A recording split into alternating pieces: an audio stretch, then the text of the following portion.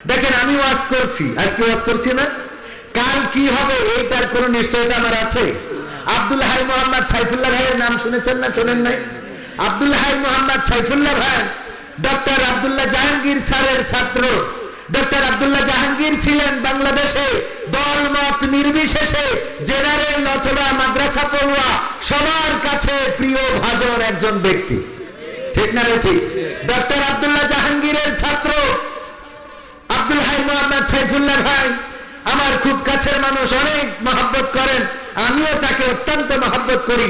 দেখা হলে জড়িয়ে ধরেন, অনেক গল্প হয়, মাঝে মাঝে ফোনেও কথা হয়। ওইদিকে মাহফিলে গেলে বগুড়াতে অনেকবার একসাথে চা খেয়ে তারপরে উনি ঢাকার উদ্দেশ্যে গিয়েছেন, আমি যশোরের উদ্দেশ্যে এসেছি।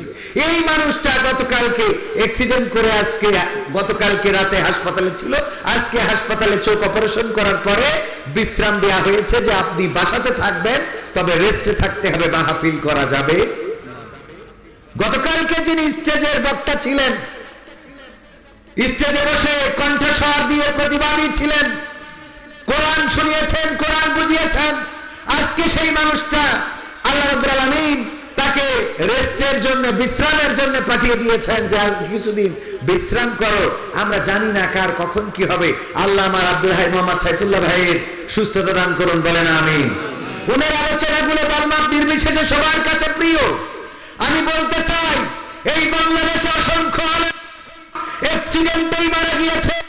অ্যাক্সিডেন্ট সত্যিকার অর্থেই অ্যাক্সিডেন্ট নাকি এগুলো পরিকল্পিত হত্যাকাণ্ড করার সময় এসেছে, বলেন ঠিক কিনা? ডক্টর আব্দুল্লাহ জাহাঙ্গীরকে এইভাবে হত্যা করা হয়েছে, অ্যাক্সিডেন্ট করে তিনি শহীদ হয়েছেন। শহীদ হয়েছেন আইনুদ্দিন আল আজাদ, কওমি অঙ্গনের ওস্তাদ। এছাড়াও আমাদের যশোরের ছিল একজন আবু জাফর, তিনি অ্যাক্সিডেন্ট করে মারা গেছেন। এমনি ভাবে আমরা প্রায়ই শুনি অ্যাক্সিডেন্ট করে অমুক বক্তা আহত, অমুক বক্তা নিহত। আবার গতকালকে আমার আব্দুল হাই মোহাম্মদ সাইফুল্লাহ ভাই অ্যাক্সিডেন্ট করে তার গাড়িটা দুমড়ে মুচড়ে শেষ হয়ে গেছে, নিজেও অসুস্থ। এমনকি আমি শায়েখ আহমদুল্লাহ সাহেবের স্ট্যাটাস থেকে যেটা জানলাম সেটা হলো সাথে পরিবারও ছিল এবং পরিবারের মেম্বারও আহত হয়েছে। এগুলো কি পরিকল্পিত কিনা? এগুলো কোনো কারো ষড়যন্ত্র কিনা? এগুলো কেউ ফলো করে নীরব ঘাতক হত্যাকাণ্ড তাই কিনা যাচাই করার দরকার আছে না নাই? কারণ অ্যাক্সিডেন্ট করলেই 7 খুন মাপ। বেনাপোলে যদি আমি এখন উঠি, আমার গাড়িতে যদি এখানে কারোর হজ যদি ভালো না লাগে, সে যদি ট্রাক ড্রাইভার হয় আর আমি যাই উঠলাম, অমনি নম্বর দেখি যদি চাপা একটা মাইরি দেয়, মানসি বললে আহারে হুজুর মাইরি গেছে গো, কিন্তু ও যে মেরিয়ে ধরলো এটা কেউ কয় না, কথা কয় না, ঠিক না ভাই? ঠিক। এগুলো তদন্ত করার দরকার আছে না নাই? সব জায়গায় অ্যাক্সিডেন্ট গুলোকে একেবারে বেকসুর অ্যাক্সিডেন্ট মানে দুর্ঘটনা, কয় দুর্ঘটনা তো দুর্ঘটনা, দুর্ঘটনার কোনো বিচার নেই। বিচার অবশ্যই হইতে হবে, দুর্ঘটনায় কে কে দায়ী না এটাও দেখতে হবে। তবে আমাদের দেশে দুর্ঘটনা হইলে ড্রাইভার আগে চিন্তা করে নিজের রক্ষা করি, তারপরে যা হয় হবে, ঠিক না ভাই? ঠিক। কারণ আমাদের দেশে দুর্ঘটনা ঘটলেই আমাদের দেশের মেন্টালিটি হলো যদি ভ্যানকে মোটরসাইকেল ধাক্কা দেয় তাইলে মোটরসাইকেল আলার দোষ, কারণ ভ্যান আলা গরিব মানুষ, তাই মোটরসাইকেলের দোষ। খেয়াল করে দেখবেন, মোটরসাইকেলকে যদি পিকআপ চাপা দেয় তাইলে পিকআপের দোষ, কারণ মোটরসাইকেল ছোট জিনিস, পিকআপটা বড়, তাই সবাই মোটরসাইকেলের পক্ষ নিয়ে পিকআপের বিপক্ষে যায়। পিকআপের সাথে যদি ট্রাকে হয় তাইলে সবাই পিকআপের দোষ বাদ দিয়ে ট্রাকের দোষ দেবে যে এই শালা খারাপ, কথা কয় না, এই ড্রাইভার সমস্যা। আবার অনেকেই বলে যে ট্রাকের ড্রাইভার সব বেজাম্মা, এই বলে না, বলে না, নাউজুবিল্লাহ, এরকম কথা বলা যাবে?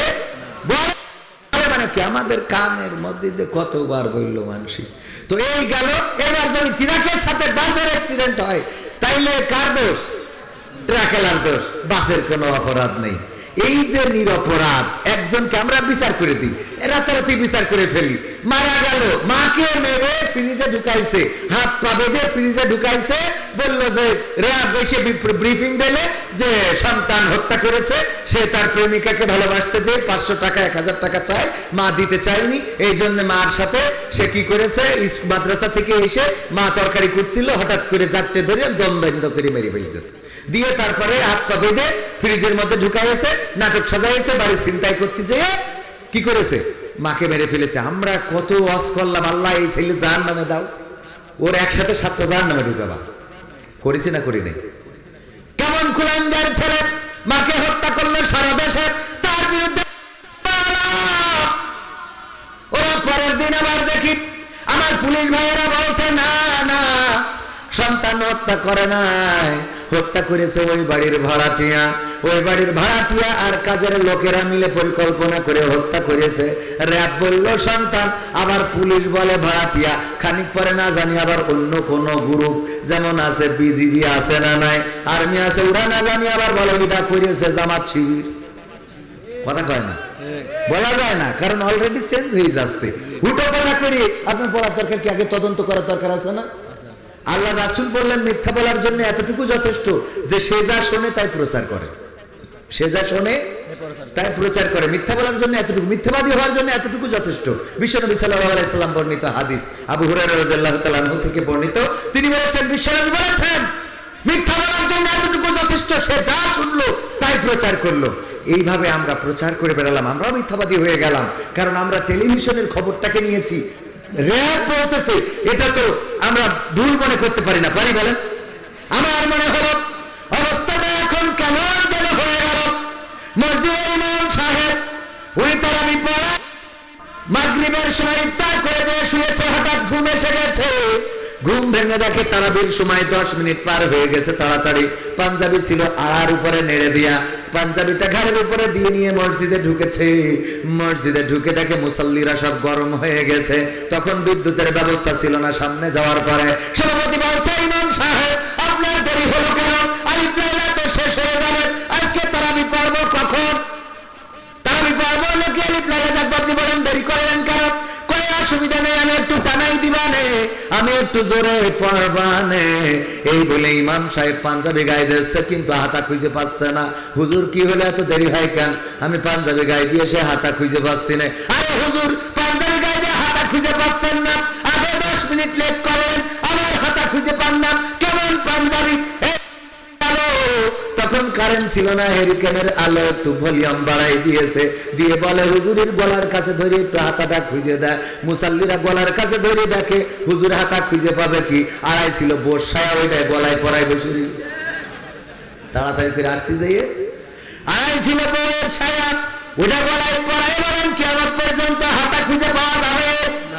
এখন যেন অনেকেই মনে হচ্ছে হাতা খুঁজে পাচ্ছে না, কোনে কি করবে, কোন জায়গায় কি করবে খুঁজে পাচ্ছে না। হঠাৎ করে এখন একটা করে, আর আবার খানিক পরে আর একটা করে, এরে বানায় স্বরাষ্ট্র প্রতিমন্ত্রী, স্বরাষ্ট্র উপদেষ্টা, আবার রাতারাতি চেঞ্জ করে আর এক জায়গায় দেয়। আবার দেখলাম তিশা নায়িকার অভিনয় করেছিল বঙ্গবন্ধুর স্ত্রী হিসেবে, ওর স্বামী আবার পেয়েছিল কোন পদবি যেন, আবার পাওয়ার পরে আজকে আবার মনে হয় শুনলাম ওনার নাকি ট্রান্সফার করে দিয়েছে। হ্যাঁ, খতিব বানাইছে, ও বাতিল করে, আমার কাছে খতিব বানাইতে। ভাইয়েরা আমার, মানে এখন হাতা খুঁজে পাওয়া যাচ্ছে না, এরকম একটা অবস্থা হয়ে দাঁড়াইছে। এই ঠিক বলছি না? ঠিক বলছি? আমি কই একটু নিরিবিলি ধীরে সুস্থে, তাই না? টাইম তো আছে, আমার এত তাড়াহুড়ো করার তো কিছু নেই, আপনি আস্তে আস্তে করেন, কোনো অসুবিধা নাই। কিন্তু যদি ঝামেলা করেন চাপ করে ঢুকে পড়বে, বলো। এই জন্য অ্যালার্ট থাকার দরকার আছে না নাই? ক্ষমতায় কেউ স্থায়ী হয় না, হাসিনা ক্ষমতা ধরে রাখতে আয়না ঘটেছিল, জনগণের রোশানল দাদার দেশে গেল, ডিবি হারুনের পাশে আর, ডিবি হারুনের পাশে আর পরিমণিদের দেখা যায় না। ঠিক না? ক্ষমতায় কেউ স্থায়ী হয় না, হোক না সে রেহেনা কিবা হাসিনা, চেয়ারটা চিরকাল থাকে, চেয়ারটা চিরকাল থাকে না। আমি পবিত্র কোরআনের 2 নম্বর সূরা সূরা বাকারার 28 নম্বর আয়াত তেলাওয়াত করেছি, মনে আছে না নাই? আল্লাহ বলেন, কাইফা তাকফুরুনা বিল্লাহি ওয়া কুনতুম আমওয়াতান ফাহইয়াকুম সুম্মা ইউমীতুকুম সুম্মা ইউহয়িকুম সুম্মা ইলাইহি তুরজাউন। আমার আল্লাহ বলেন, ওগো আমার বান্দারা, তোমরা কান খুলে শোনো, তোমাদের কাছে একটা প্রশ্ন করি, কোন জিনিস তোমাদেরকে তোমাদের মহান রবকে অস্বীকার করতে শিখালো? কোন জিনিস তোমাদের রব থেকে ভুলিয়ে দিল? কোন জিনিস তোমাদেরকে কুপুরি করতে শেখালো? অথচ তোমরা ছিলে মৃত, তোমাদের কোনো জীবন ছিল না। আমি আল্লাহ তোমাদের জীবন দিলাম, আবার একদিন আমি তোমাদের আবার পুনরায় আমি তোমাদের পুনরুজ্জীবিত করব। বেলা শেষে ফিরে যাওয়া লাগবে কথা কয় না, কার কাছে? বেলা শেষে ফিরে যাওয়া লাগবে কার কাছে? আমরা মারা যাব না, কে কে হাত উঁচু করেন?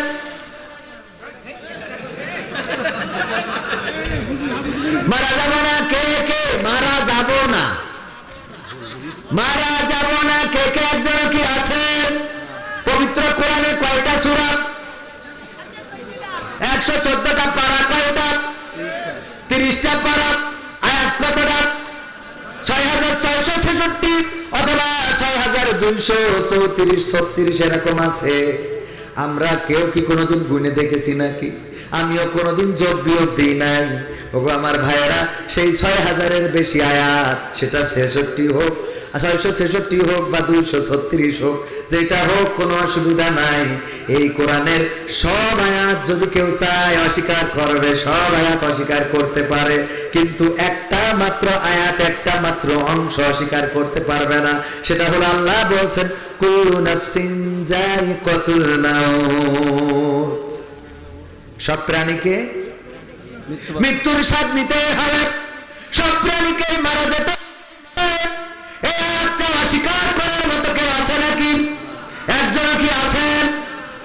আমিহীন পৃথিবী এমনই রবে, শুধু আমাকে ছেড়ে চলে যেতে হবে। তুমিহীন পৃথিবী এমনই রবে, শুধু তোমাকে ছেড়ে চলে যেতে হবে। থাকবে স্বজনেরা, কাঁদবে আপনেরা, থাকবে স্বজন, কাঁদবে আপনেরা, দুটো দিন পরে আবার ভুলে যাবে, ভুলে যাবে। আমিহীন পৃথিবী এমনই রবে, শুধু আমাকে ছেড়ে চলে যেতে হবে। কতজন এলো গেল, কেউ থাকে না,